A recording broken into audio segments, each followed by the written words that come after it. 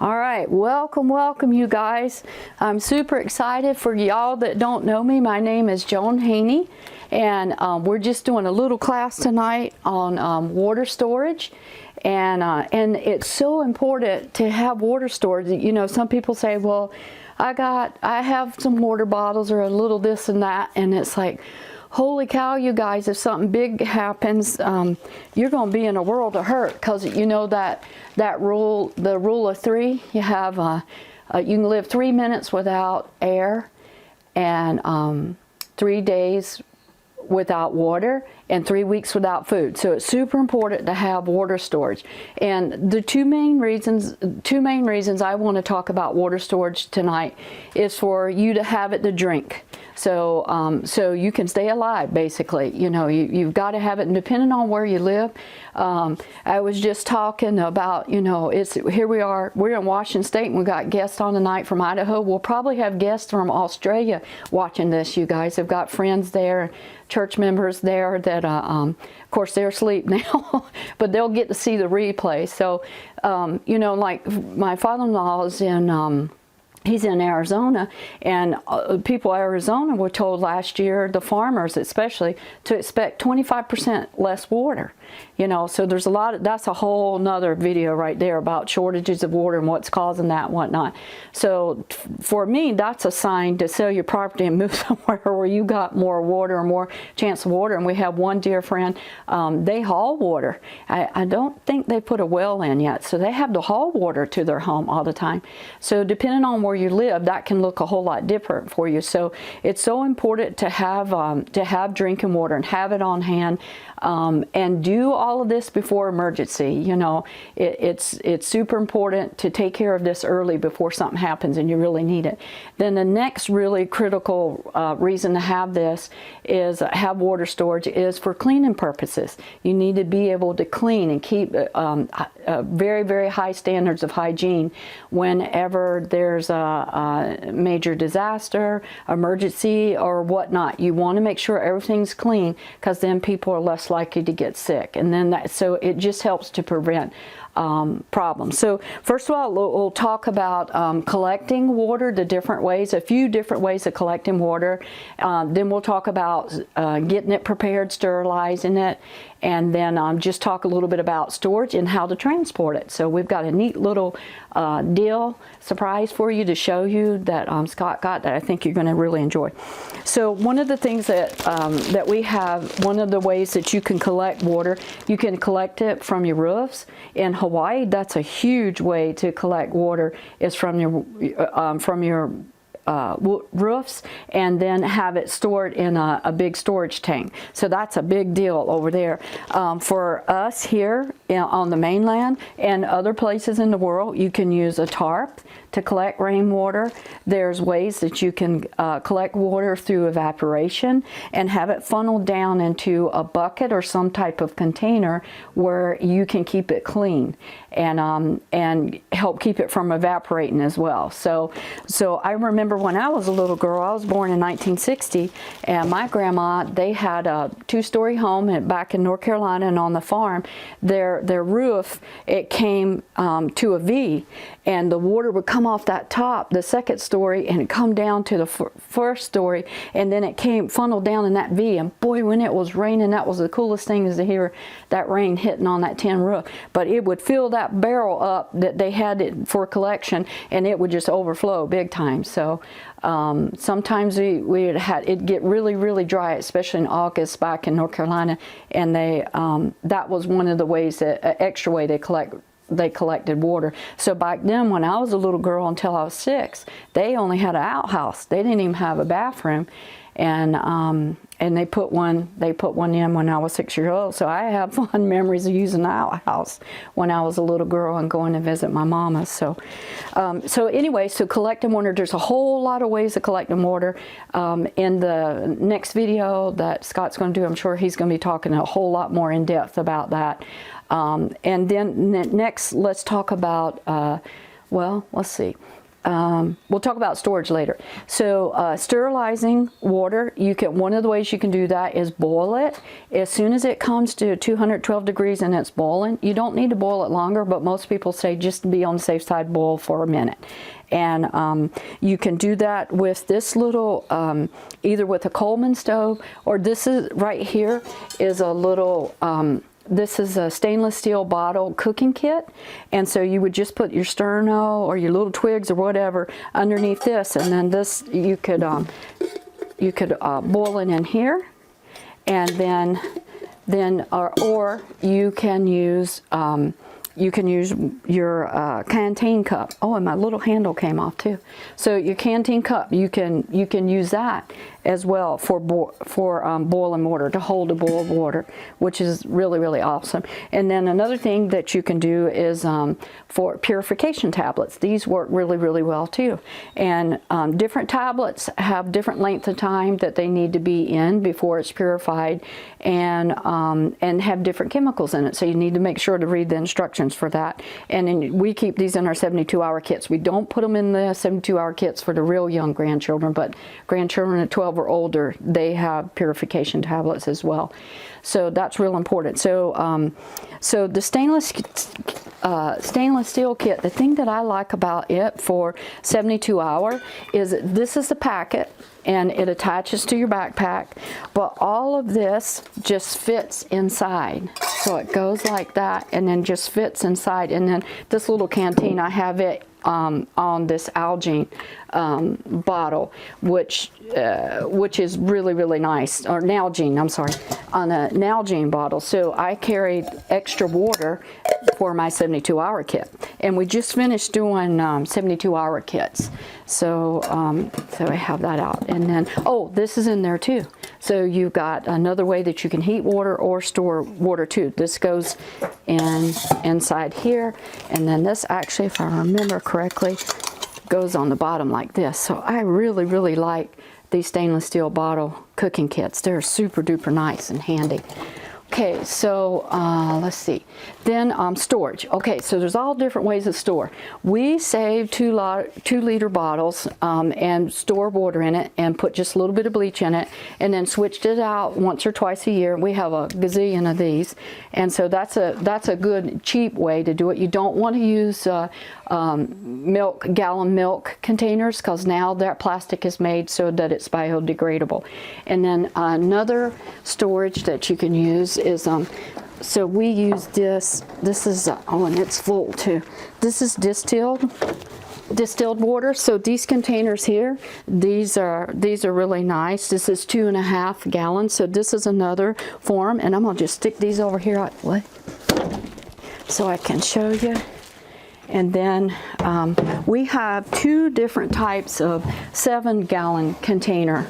These are really nice. Scott was talking about this a little bit ago, because whenever you're walking, this is a whole lot easier to carry, than this size here. So and these are stackable. These are really cool. It has a little piece in the bottom that you can use for pouring the water out with it. This has a little handle here. The only problem about these is if you lay these down, they don't have a screw-on plug, the air plug for it. So, but these are really, really nice, and we have a bunch of them. Okay, and then of course, 55-gallon drums, you can put them in your house, or you can put them in if you have a pump house or whatnot, you can put them in there. And then you need to have a way to be able to get your water out. So we've got this pump here. This is called the Thirsty Mate. This is a hand pump. And so you just use it, put your hose inside the tank, and then just pump it. And it'll come out here into your container. So these are really, really nice and handy to have. You can put a 55-gallon drum in the corner of your house, like over here. That's where we're supposed to have one right now, but it's got tons of food storage. But as soon as it warms up a little bit, we have a 55-gallon drum that's going in that corner, and it's going to be covered with a sheet or towel or blanket or whatnot, and you won't be able to tell what's underneath that. Some people will even take plywood and cut a round piece to fit on top, and then just throw a blanket or a cover over it, and then put a lamp on it, books, plants, whatever. You put food storage on it. You can put a fountain. You can do aquaponics on it, a little teeny fountain. You can put a plant on it. So that's different things you can do. Okay, and then here's another type of siphon tube as well that you can use to get your water out of a 55-gallon drum or any type of big container.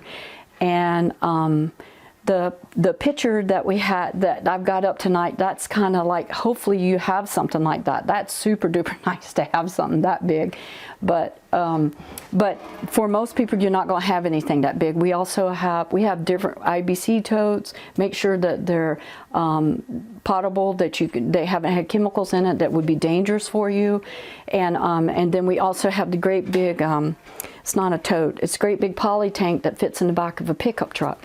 And those things are really nice too. So like where we live, we also need to have protection from fires too. So we have a pond and a creek on our property, and we're working on a way too for to be able to put out fires as well. So especially after last year, it was horrible. So I don't know, I hope you're going to be able to see this well. This for filtering water, we got Berkey water filter. This does a lot of filtering water, you guys, and it does it filters by gravity, and it has charcoal filters in it, and it'll hold 8. We have 2 in this one, so we need to put more in here. But it stores. Let me show you how it stores. It stores like this with the lid on it. See if y'all can see that. And then there's a little spout. Oops, there's a little spout for the water to come out of. So to use it, you just take it out, turn it upside down like this, and then put your water in it, and it actually has this drainer. And so you would put that in here, and it goes around the top. So that'll filter out any little pieces of debris, bugs, whatever you don't want in there. So these are super nice. So this is gravity. This is going to be filtering using gravity. And these are super nice. So we were tickled pink to get that. So let's see. Oh, and I want to show you guys, this is the coolest thing. So for transporting water, this last year we got one of the things that we really like a whole lot is the cart, the gorilla cart that we got. But I want to show you this, you guys.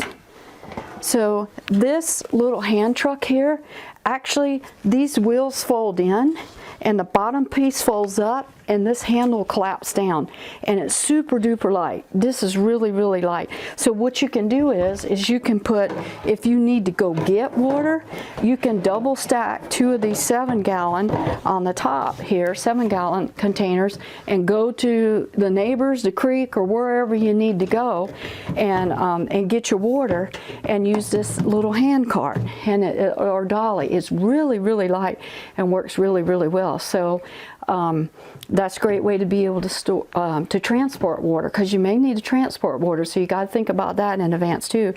And one of the things that I think is so important is don't do drills. Do when you're preparing and whatnot, don't just get the items that you need, your water and your food storage, your 72-hour kits. Really, really encourage everybody.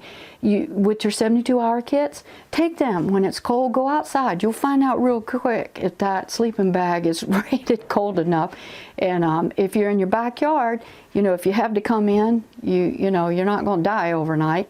You're close by, but test your equipment out and see in different, in cold weather, rainy weather, hot weather, see if your 72-hour kit, see if you're really, how ready are you, what you got. You'll find your loopholes, like in the military. When Scott was in the military, you go in the field, you prepare before you go in the field. So we want to be prepared before any major emergency. And the thing about us, with Scott and I, with us preparing is, we're not doing this out of fear. We feel a kind of an urgency, and we need to get her done. That's why I named this class Get Her Done, because you need to do it. It brings you peace of mind and comfort. And to me, that's worth $1 million to know that my family, my grandkids, my children, and my neighbors are ready and they're prepared. And that's why I love to share what knowledge I have. There's a lot I don't know. I'm still learning. And so I love any comments. If you are seeing this on a Facebook page, please feel free to make a comment. Add any information you have, skills that you have, knowledge you have doing water storage.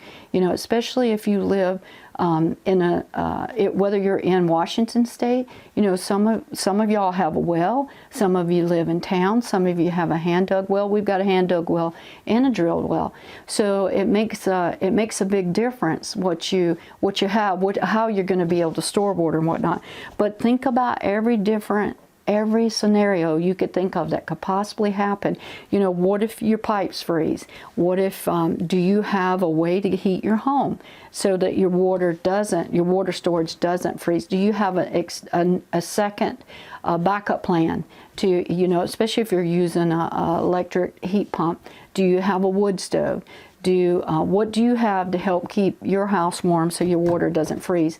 And if you have mass amount of water, like we do in a pump house, it takes a long time for that to freeze, and that actually helps keep our pump from freezing if the power goes out for any extended period of time. So anyway, I hope this information is helpful to you, inspires you a little bit, and love any questions or comments that you may have. And I just pray that we don't wait till the last minute, and go ahead and do it while we can, while we're able, while things are still available to us, and so that we can feel safe and blessed. So I just want to thank you for joining me. This week was water storage, and I'll be announcing on the Facebook page what we're doing next week. My mind just went blank, but I planned it out for like 2 months, what we're doing each week. So decided to just do a theme for each week. Every morning I do a short little prepping on the treadmill, a little 2 to 5 minute thing on my Facebook group, and I share that on the Colville area Emergency Preparedness and Emergency Communications Facebook page. So feel free to go there and check that out if you like. Love any comments, and y'all take care. God bless. Have a beautiful day. Aloha, and keep on prepping. And we'll see you next Thursday night. Not sure if it's going to be a Zoom or a taped class or not, but typically by 5 o'clock, if it's a Zoom, I have the Zoom posted. And sometimes I post it a lot earlier. And oh, don't forget this coming, yeah, that's right, the 28th. I think that's this coming Monday. We're having the family home evening on 72-hour kits with Sparky the Amazing Squirrel, and my awesome niece has done some more coloring pictures for the children to be able to use. So we're going to be, in a non-scary way, going through 72-hour kits and telling stories of Sparky the Amazing Squirrel. This is a cartoon character, and his grandpa, and talking about their different cousins that live different places in the world and different emergencies that have happened, and how they stay safe by having 72-hour kits. So I think you guys will really like it. So beforehand, feel free to go in the file section and print out those copies and share that with your children and grandchildren. So God bless. I'll see you on Monday, and we'll see you next week, and love any comments.